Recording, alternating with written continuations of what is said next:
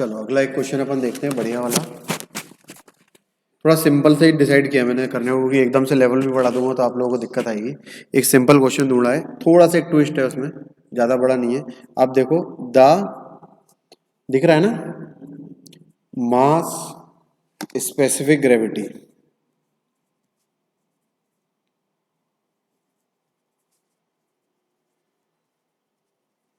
The mass specific gravity of soil equal to 1.64। अपने को कितनी दी है मास स्पेसिफिक ग्रेविटी? 1.64। ठीक है। Specific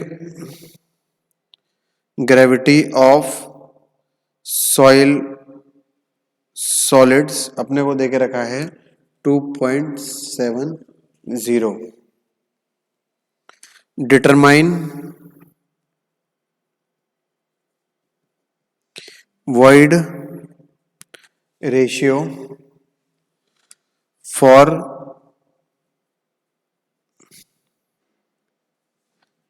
perfectly dry soil। इसका ए पार्ट है, ये बी पार्ट है डिटरमाइन void ratio for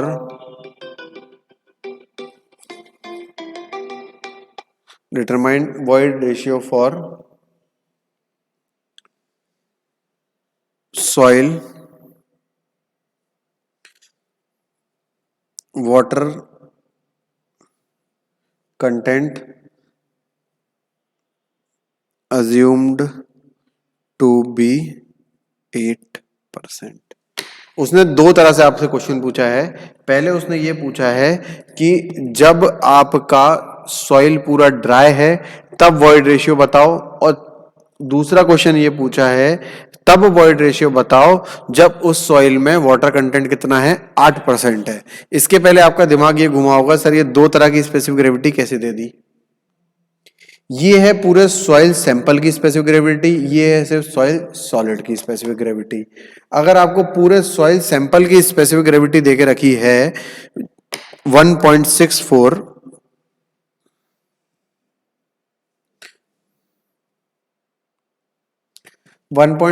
देके रखा है, तो गामा ड्राई अपना क्या हो जाएगा, 1.64 इंटू गामा डब्ल्यू, यही हो जाएगा। हाँ, क्योंकि स्पेसिफिक ग्रेविटी क्या होती है, gamma D upon gamma W, है कि नहीं। तो आपका बेटा गामा ड्राई कितना हो जाएगा, 1.64 इंटू 9.81, ये कितना आएगा आपका 16.0। ये गामा ड्राई नहीं, गामा बल्क है, मैं गलती से बोल गया। गामा बल्क कितना हो जाएगा, 16.09 किलो न्यूटन पर मीटर क्यूब। ठीक है, आई बात समझ में क्या नहीं आई। बेसिकली ये जो पूरा सॉइल सैंपल है, सॉइल वाटर, इसमें कुछ भी है, इसका पूरे की स्पेसिफिक ग्रेविटी अपने को कितनी दे रखी है, 1.64। तो इसकी स्पेसिफिक ग्रेविटी दे के रखी है, तो इसकी बल्क डेंसिटी कितनी हो जाएगी, 1.64 इंटू गामा डब्ल्यू, मतलब इतनी हो गई। ठीक है, पक्की बात है कि नहीं है? बहुत बढ़िया। अभी अपने को इसका क्या निकालना है बेटा, वॉइड रेशियो निकालना है इस स्थिति में। ठीक है, अभी इसके पहले अपने को सॉइल में क्या देख रखा है, 8% क्या देख रखा है, वाटर कंटेंट। क्या देख रखा है, वाटर कंटेंट 8% देख रखा है। तो गामा डी बराबर होता है gamma B upon 1 plus W. होता है कि नहीं होता है? हाँ, जब 8% वाटर कंटेंट है इक्वल्स टू 8% है, तो गामा डी बराबर gamma B upon 1 plus W. तो गामा डी क्या हो जाएगा, 16.09 डिवाइड बाय 1 प्लस 0.08, यही हो जाएगा। तो गामा डी आ जाएगा 14.9 किलो न्यूटन पर मीटर क्यूब, यही आएगा। कैलकुलेट करके देखो, यही आएगा।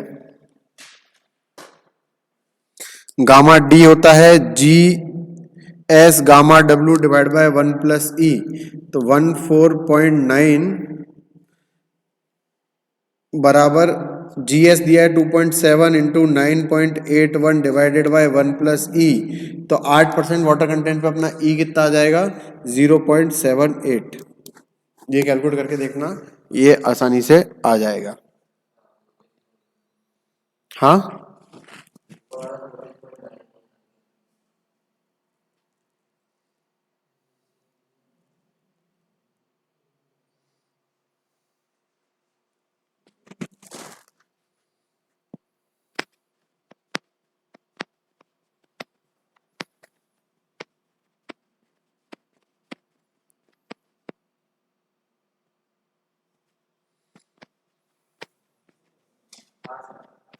आ गया, ठीक है, बहुत बढ़िया। अब इसका जो फर्स्ट पार्ट है ये मैं आप लोगों को अगले लेक्चर में समझाऊंगा, क्योंकि मुझे आपको एक कंसेप्ट समझाना है। अपन ने एक फॉर्मूला पढ़ा था, अगर आपको याद हो, 1 plus E1 upon 1 plus E2 बराबर gamma D2 upon gamma D1, ये पढ़ा था अगर आपको याद हो तो, ठीक है ना। अब इससे अपन वॉइड रेशियो किस तरीके से निकाल सकते हैं नॉर्मल कंडीशन में, इसका थोड़ा सा अपने को लंबा लेक्चर करना पड़ेगा, 15-20 मिनट इसको समझाने में लगेंगे आप लोगों को, क्योंकि ये जब अपन समझ लेंगे तो अपना डायरेक्ट वॉइड रेशियो का फॉर्मूला निकल के आएगा, ई बराबर G into gamma W upon gamma D minus 1, ठीक है ना। ये फॉर्मूला आपको भी बताना रह गया है कैसे डराइव होगा, तो ये मैं आपको कल बताऊंगा या अगली क्लास में बताऊंगा सुबह। तो ये वाला पार्ट इसका, इसलिए मैंने सेकंड पार्ट आपको सॉल्व करा दिया है ना। तो ये क्वेश्चन का सेकंड पार्ट आपको इजीली समझ में आ गया, क्या किया अपन ने, एक बार वो देख लेते हैं।